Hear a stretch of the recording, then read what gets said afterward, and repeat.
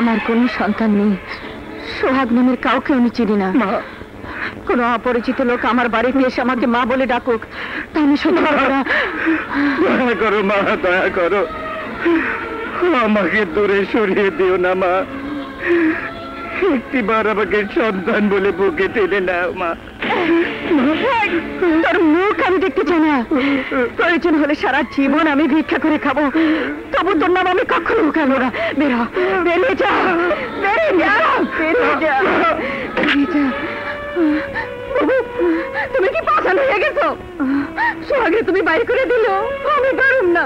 আমি আরে ফিরাই আনো, খবরদার দরজা খুলবি না। সোহাগে আমি এই বাড়িতে দেখলে তুই আমার মরামত যে আমার স্বামীর খুন করেছে তাকে আমি দেখতে চাই না।